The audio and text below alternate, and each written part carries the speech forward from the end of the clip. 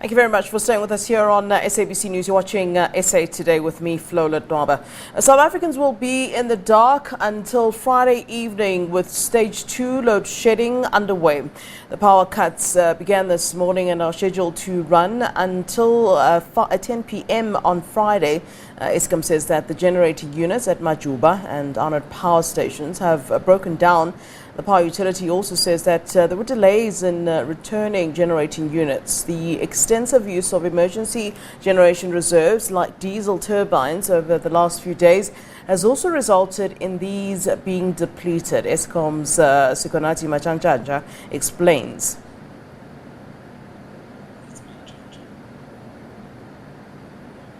All right, for more on this, let's get an economic perspective on the impact of load shedding on the country's economy. We're now joined via Zoom by markets commentator Owen Khumalo. Mr. Khumalo, thank you so very much for joining us here on SABC News. Good afternoon, Flo, and thanks for having me. You're most welcome. Let's first of all start by talking about the impact of load shedding, what kind of impact it is to have on the country's economy. Of course, South Africans are frustrated at not having lights and not having heat, especially as we're struggling with winter. The winter months are now here, and also grappling with the effects of COVID-19. But let's go into what the economy says really about load shedding, which is really quite crucial, isn't it? I couldn't have said it better, Flo. It's very crucial. I would even say that the steady supply of electricity is the biggest threat we have to the economic recovery efforts as an economy, and especially given the impact of the COVID-19 lockdowns and the lack of production during the past year or so. And so we've got a lot of catch up to do. So we need to ramp up production. We need to ramp up manufacturing. And electricity is a huge input component into the production side of the economy and manufacturing. So to have load shedding at this time, while we're trying to recover our economy, is just unfortunate. So yeah, it will slow our efforts in terms of stimulating economic growth, and that's not good for us as an economy at all. No doubt it's hard for most businesses when we have to deal with load shedding, but let's talk about what these cuts then mean for small businesses who really depend, many of them depending on the power supply to function. I mean, many of these don't even have, let's just say, backup generators, for example. That's an added expense that they don't have the luxury to afford, and perhaps we can talk to that.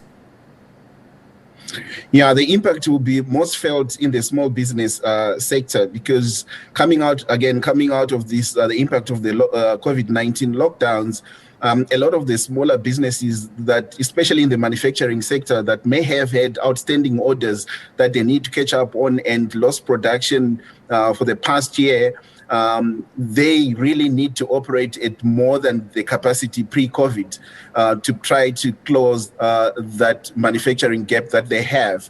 And also the cost of electricity is quite high, even when Eskom supplies it. So when it's not there, to then source alternative sources like, what alternatives do you have? Solar is not at full capacity at the moment, so you use generators that are either diesel powered or petrol powered, and the cost of burning diesel and petrol to actually power manufacturing or production is an onerous cost on these small MMEs. They can't compete with the huge producers, so it's going to have an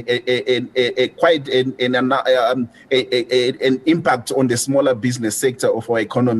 So it's just an unfortunate burden that they have to bear at the moment. I mean, this might be an unfair question for you, Mr. Khumalo, but I'll ask you to have a go at it nonetheless. I mean, will Eskom ever sort of recover and be a sustainable power producer or supply? I mean, I see a lot of conversations at the moment around considerations of going off the grid, and in fact many have indeed gone off the grid at this time. Is that, the only solution then, the only feasible solution for us as South Africans? I mean, or should we still have hope in the fact that Eskom can indeed recover?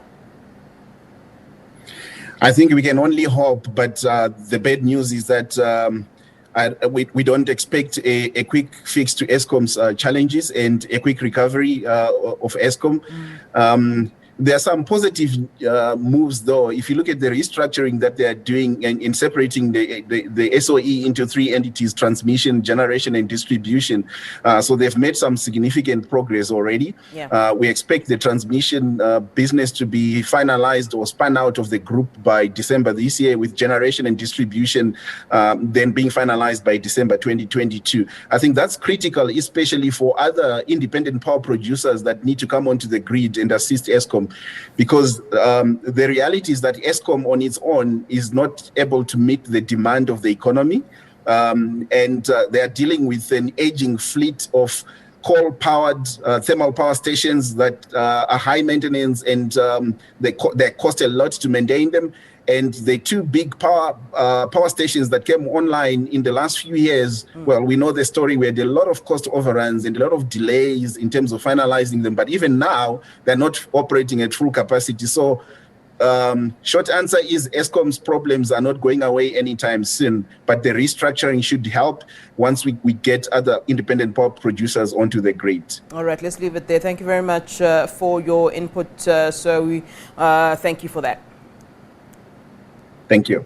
All right, that is Owen Khumalo, who is markets commentator today, talking about Eskom, of course, as we have been experiencing quite a bit of load shedding. All right, well, there's